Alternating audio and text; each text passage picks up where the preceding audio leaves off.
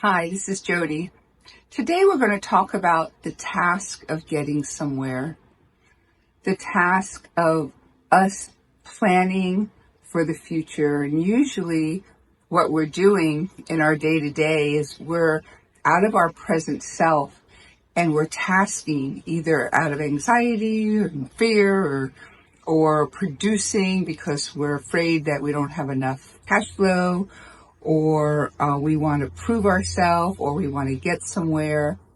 And so the exploration of who we are, the arising of who we are, the conversation becomes actually, or the experience becomes more of a playful one, a arising of ourselves with less identity.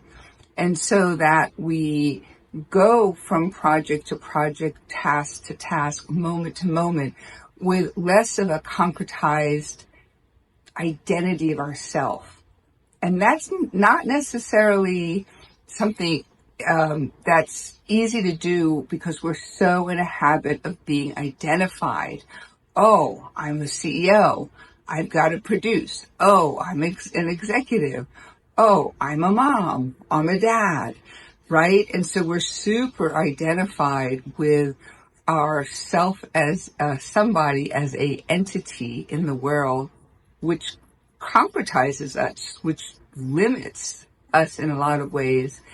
And then we're constantly moving forward in a task in the future.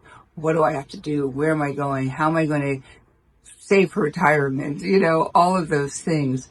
And so the journey is really about this quality of the arising of being, the arising of ourselves during the day, being less task oriented so that the moment flows, the experience, the sensual, sensory, tantric experience of life unfolds with us, and that we're less task oriented and more really present to ourselves as an exquisite experiential quality of life.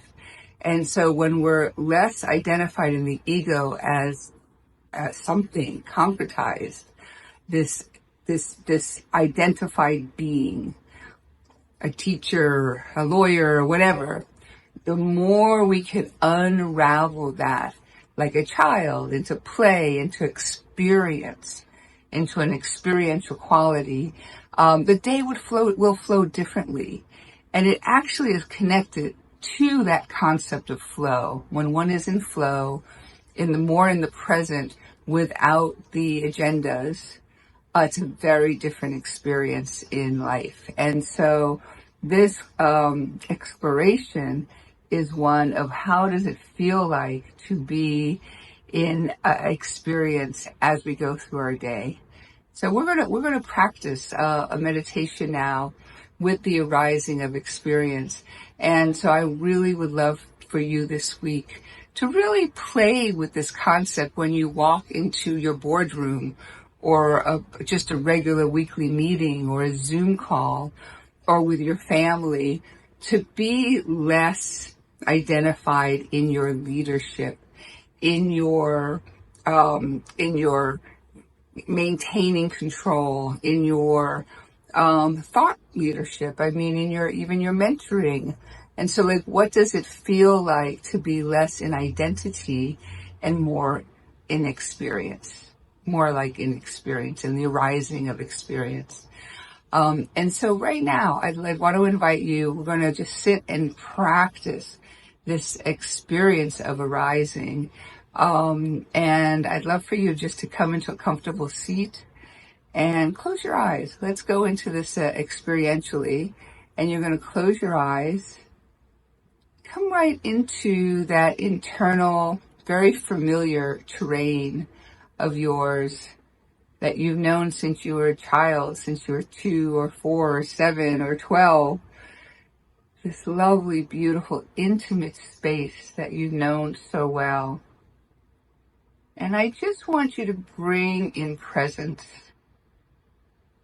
Just bring in a quality of yourself, your beautiful, precious self, right here, right now.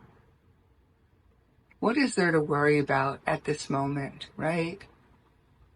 And I want you to feel the arising of experience. There are the senses that you have: taste, touch, smell, sight, sound.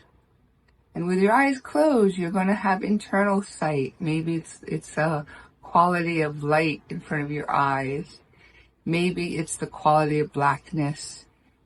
You're going to have sounds around you.